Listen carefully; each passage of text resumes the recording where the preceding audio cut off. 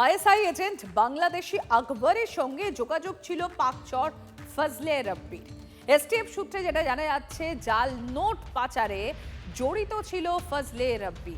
প্রচুর বাংলাদেশি নম্বর পাওয়া গিয়েছে। তৃণমূল নেতার ভাইয়ের মোবাইলে বহু চ্যাট ডিলিট করা হয়েছে হোয়াটসঅ্যাপ থেকে।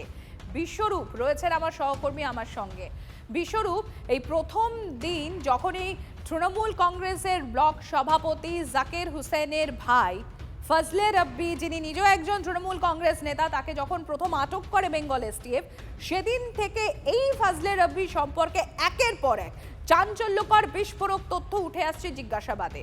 এখন জানা যাচ্ছে এই ফজলে রব্বি, তার কাছে একাধিক বাংলাদেশের নাম্বার রয়েছে এবং একাধিক তথ্য পাচার করত। শুধু তাই না, জাল নোট পাচারের সঙ্গে সরাসরি যোগ ছিল বলে অভিযোগ এই ফজলে রব্বির বিরুদ্ধে। আর এদিকে ইতিমধ্যে একটু আগে আমরা একটা খবর দেখাচ্ছিলাম যে ভারতীয় সিম কার্ড এই বাংলাদেশ হয়েই পাকিস্তানে যাচ্ছে। দেখো সম্প্রীতি, তোমাকে জানিয়ে রাখি, প্রথমে যেদিন ফজলে রাব্বিকে ধরা হলো বৃহস্পতিবার, সেদিন কিন্তু কেউ ঘুণাক্ষরেও ভাবতে পারেনি যে এর বিরুদ্ধে এতগুলো অভিযোগ। তোমাকে জানিয়ে রাখি, এসটিএফ যদিও সরকারিভাবে আমাদের কিছু জানায়নি, কিন্তু সূত্র মারফত যেটা জানতে পারছি যে বাংলাদেশি আইএসআই এজেন্ট আকবরের সঙ্গে এই ফজলে রাব্বির একটা যোগসূত্র পাওয়া গিয়েছে। পাশাপাশি এই ফজলে রাব্বির মোবাইলে প্রচুর বাংলাদেশি নম্বর পাওয়া গেছে এবং জাল নোটের সঙ্গেও কিন্তু যুক্ত আছে, এরকমটাও জানা গেছে। পাশাপাশি প্রচুর চ্যাটও ডিলিট করা হয়েছে।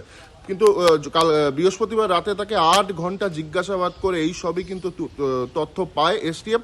পরবর্তী সময় তাকে দিনহাটায় নিয়ে যাওয়া হয়। কিন্তু এসটিএফ সূত্রে এটাও জানা গেছে, ফজলে রাব্বি একা নয়, এই যে চিকেন নেক্স, বাংলাদেশ বর্ডার, এই সবকে কাজে লাগিয়েই কিন্তু বাংলাদেশে জাল নোটের কারবার বা গুপ্তচরদের সঙ্গে নিজেদের সম্পর্ক স্থাপন করেছিল। এবং পাশাপাশি দেখো আরও একটা বিষয়, যেটা হচ্ছে তৃণমূল কংগ্রেস ক্ষমতায় থাকাকালীন তার দাদা যেহেতু বড় নেতা, ব্লক সভাপতি, সেই দাদার পাওয়ারও কিন্তু কাজে লাগিয়েছিল এই ফজলে রাব্বি। দেখো তোমাকে জানিয়ে রাখি, এর আগেও সাপের বিষ কাণ্ডে নাম জড়িয়েছিল ফজলে রাব্বির, কিন্তু তখন কিন্তু তার বিরুদ্ধে কোনো অ্যাকশন হয়নি। কিন্তু এখন রাজ্যে পরিবর্তন হয়েছে।